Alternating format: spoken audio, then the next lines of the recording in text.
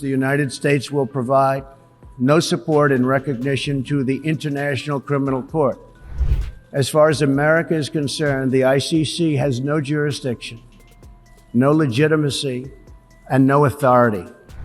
The ICC claims near universal jurisdiction over the citizens of every country, violating all principles of justice, fairness, and due process. We will never surrender America's sovereignty to an unelected, unaccountable global bureaucracy. In the U.S. streak to impose sanctions on ICC judges, 2 more names were added. The Trump admin imposed sanctions over their involvement in cases investigating Israeli officials for possible war crimes. Secretary of State Marco Rubio announced on December 18th that judges Gocha Lordkipanidze of Georgia and Erdenebalsuren Damdin of Mongolia face penalties including asset freezes in U.S. jurisdictions and a travel ban. The move follows a series of sanctions by the Trump administration targeting ICC judges and staff for advancing complaints against Israel and the United States. Rubio condemned the ICC for what he called politicized actions targeting Israel, warning that such moves set a dangerous precedent for all nations. Earlier, reports said that the Trump admin will sanction ICC itself over probable fear about Venezuela strikes. What exactly was the report? Watch to know in details. The Trump administration is pushing the International Criminal Court to revise its founding treaty to prevent investigations into the president and his senior officials, warning that the U.S. may impose new sanctions if the court refuses, a Trump administration official said, as per Reuters report. If the court fails to comply with this U.S. demand, along with 2 other demands, of halting investigations against Israeli officials regarding the Gaza conflict and officially closing a previous probe into U.S. military actions in Afghanistan, Washington could impose additional sanctions on ICC officials and possibly target the court itself, the report said. The Trump administration official, who requested anonymity, stated that the U.S. has conveyed its demands to ICC member states, including some allies, and has formally notified the court. Last November, ICC judges issued arrest warrants for Israeli PM Benjamin Netanyahu, former defense chief Yoav Gallant, and Hamas leader Ibrahim al-Masri over alleged Gaza war crimes. Meanwhile, a 2020 ICC probe into potential U.S. troop crimes in Afghanistan has been deprioritized since 2021, but not formally closed. Earlier this year, the U.S. sanctioned 9 ICC officials, including judges and prosecutors, to push the court to drop these charges. But it has not targeted the court itself, which would significantly disrupt its operations. It smells like panic in Trump's ranks. But why? Hear what the official said, Reuters report wrote, and I quote, "There is growing concern that in 2029 the ICC will turn its attention to the president, to the vice president, to the secretary of war and others, and pursue prosecutions against them. That is unacceptable, and we will not allow it to happen."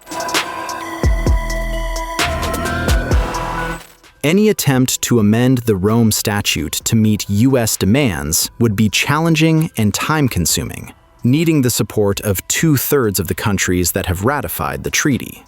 The ICC's Public Affairs Unit, which represents the court and its presidency, said, "Amendments to the Rome Statute are within the prerogative of states' parties, but disadvantaged to the United States because it is not a signatory to the 2002 Rome Statute that created the ICC as a court of last resort, with authority to prosecute heads of state, which remains outside the tribunal's jurisdiction."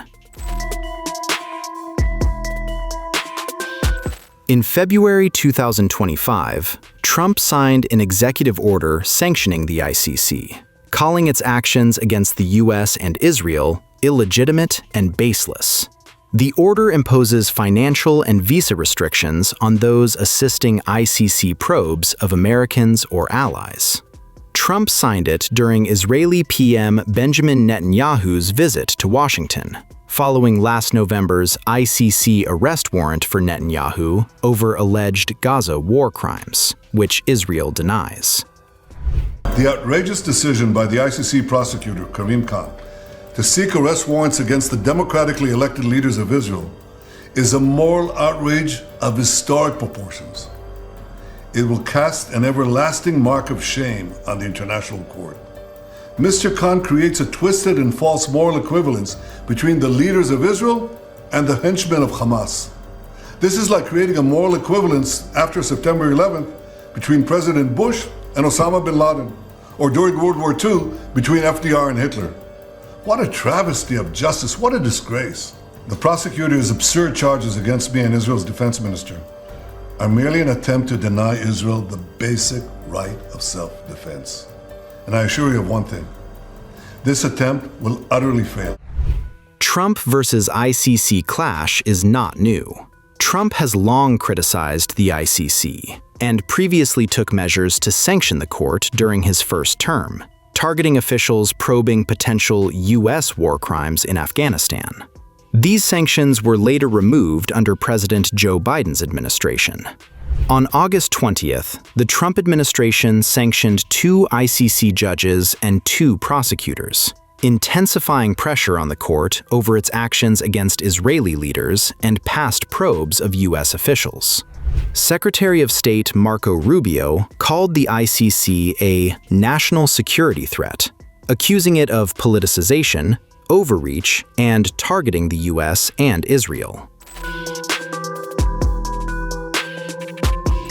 The ICC can prosecute individuals, including sitting heads of state, for alleged crimes committed in member states. The Trump official informed Reuters about an open chatter in the legal community that suggested the court might target Trump and his top aides in 2029, when the Republican president's term ends. The solution is that they need to change the Rome Statute to make it very clear that they don't have jurisdiction, the official said, Reuters reported. Since September, the U.S. military has carried out strikes on suspected drug vessels in the Caribbean and Pacific, killing over 80 people.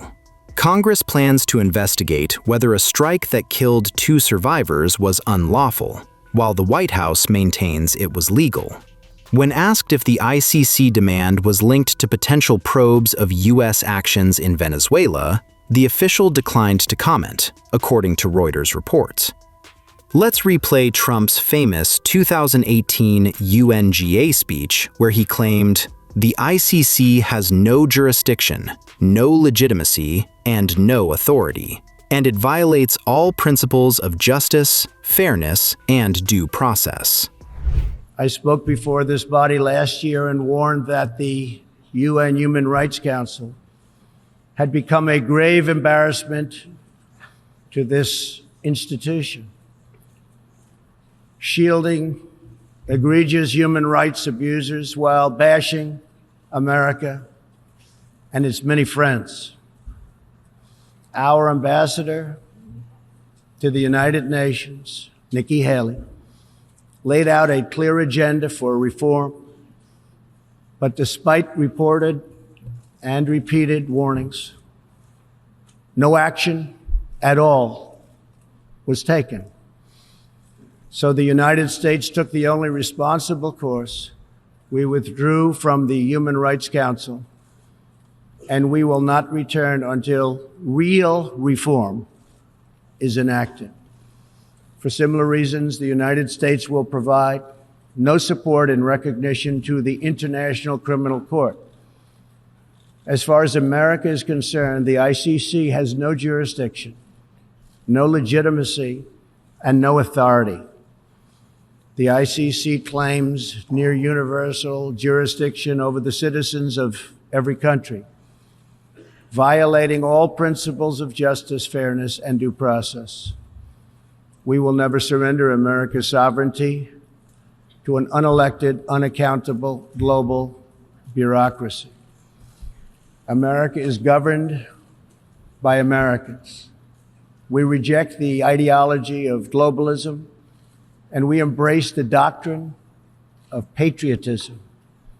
Around the world, responsible nations must defend against threats to sovereignty, not just from global governments, but also from other new forms of coercion and domination. In America, we believe strongly in energy security for ourselves and for our allies. We have become the largest energy producer anywhere on the face of the earth. The United States stands ready to export our abundant, affordable supply of oil, clean coal, and natural gas. OPEC and OPEC nations are, as usual, ripping off the rest of the world. And I don't like it. Nobody should like it. We defend many of these nations for nothing, and then they take advantage of us by giving us high oil prices. Not good. We want them to stop raising prices. We want them to start lowering prices, and they must contribute substantially to military protection from now on. We are not going to put up with it, these horrible prices, much longer. Reliance on a single foreign supplier can leave a nation vulnerable to extortion and intimidation. That is why we congratulate European states such as Poland for leading the construction of a Baltic pipeline so that nations are not dependent on Russia to meet their energy needs. Germany will become totally dependent on Russian energy if it does not immediately change course. Here in the Western Hemisphere, we are committed to maintaining our independence from the encroachment of expansionist foreign powers. It has been the formal policy of our country since President Monroe that we reject the interference of foreign nations in this hemisphere and in our own affairs. The United States has recently strengthened our laws to better screen foreign investments in our country for national security threats.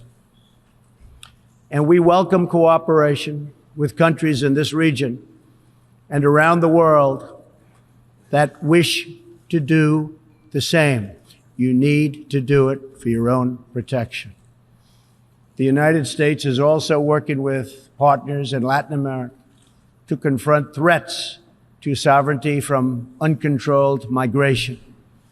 Tolerance for human struggling and human smuggling and trafficking is not humane. It's a horrible thing that's going on at levels that nobody has ever seen before. It's very, very cruel. Illegal immigration funds, criminal networks, ruthless gangs, and the flow of deadly drugs. Illegal immigration exploits vulnerable populations, hurts hardworking citizens, and has produced a vicious cycle of crime, violence, and poverty.